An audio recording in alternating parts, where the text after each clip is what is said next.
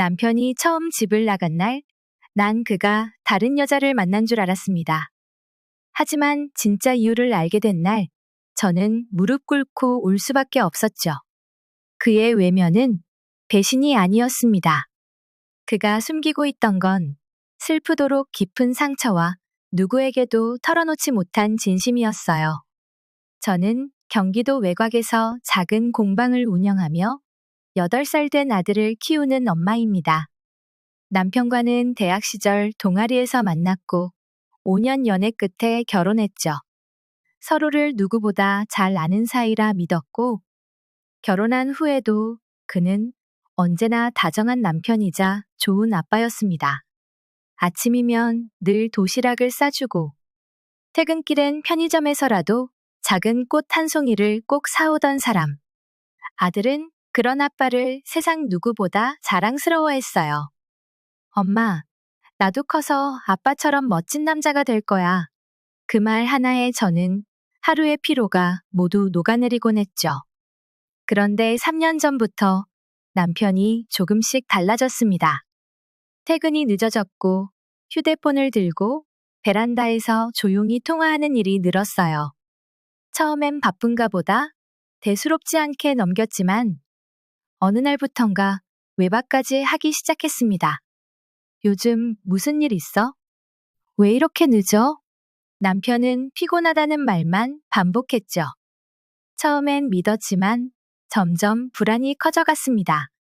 그날 밤 저는 결국 남편의 휴대폰을 몰래 열어봤고 그 안에서 한 번호가 자꾸 눈에 밟혔어요. 이름도 없이 숫자로만 저장된 번호.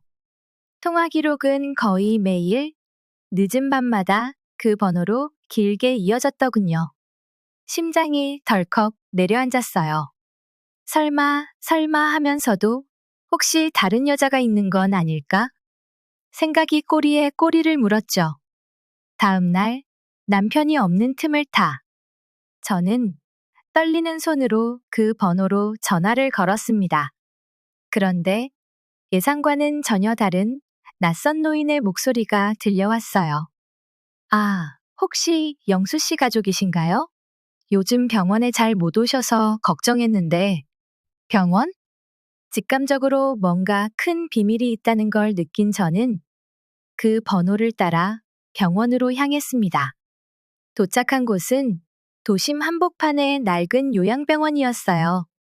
그리고 저는 거기서 믿을 수 없는 장면을 목격했습니다.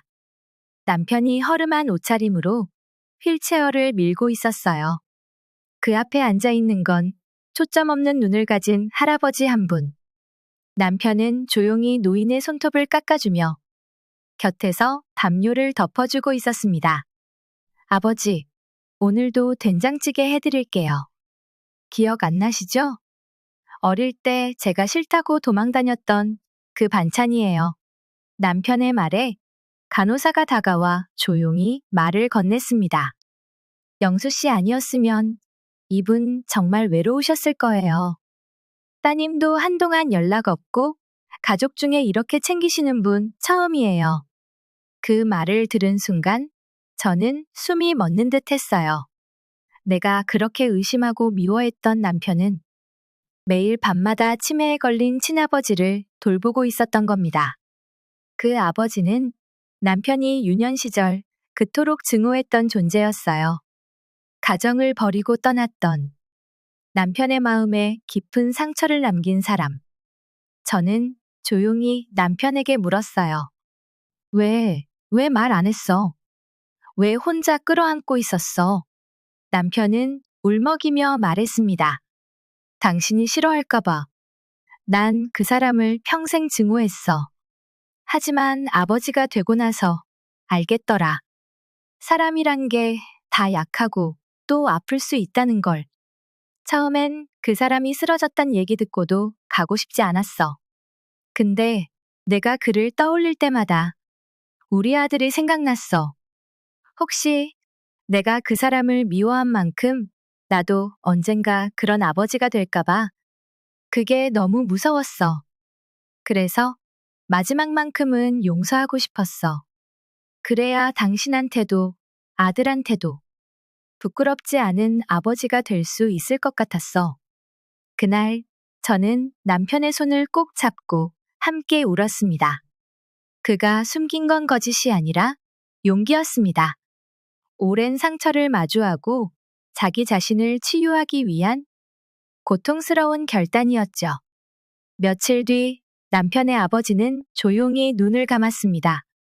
남편은 묵묵히 장례를 치르고 작은 흑백 사진 하나를 액자에 넣어 집 한구석에 조용히 놓았어요. 전 그날 말했어요. 당신이 보여준 용기, 아들에게 꼭 들려줄게.